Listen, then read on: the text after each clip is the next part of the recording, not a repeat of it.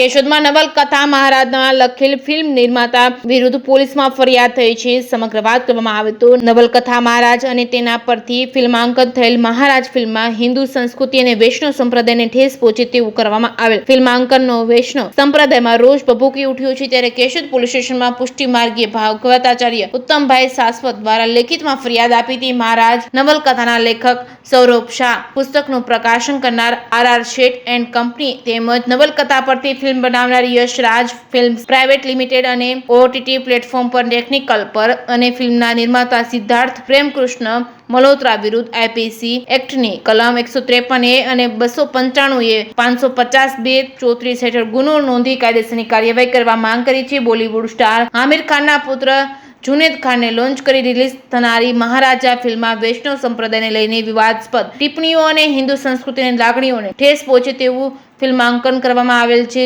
જેમાં વૈષ્ણવ સંપ્રદાયમાં અનુયાયીઓમાં રોષ ભભૂકી ઉઠ્યો છે. ઠેર ઠેર વિરોધ કર્યો છે. મહારાજા બદનક્ષીના કેસમાં વર્ષ 1882માં બોમ્બની સુપ્રીમ કોર્ટમાં અંગ્રેજોના ન્યાયાધીશો દ્વારા હિન્દુ ધર્મની નિંદા કરતો અને ભગવાન શ્રી કૃષ્ણના ભક્તિ ગીતો અને સ્ત્રોતો વિરુદ્ધ ટિપ્પણી કરતો ચુકાદો આપ્યો હતો અને જેના આધાર પર બનાવવામાં આવેલ ફિલ્મ પ્રસારિત કરવામાં આવી તો સમાજમાં વર્ગ વિહાર થવાની સંભાવના હોય છે. ફોજદારી રાહે કાર્યવાહી હાથ ધરવામાં આવે તેવી માંગણી પુષ્ટિ માર્ગીય ભાગવતાચાર્ય ઉત્તમભાઈ સાસવત સહિત વૈષ્ણવ દ્વારા કરવામાં આવી છે. નામદાર હાઈકોર્ટ દ્વારા હાલ મહારાજા ફિલ્મ રિલીઝ થતી અટકાવી મનાઈ હુકમ આપ્યો છે.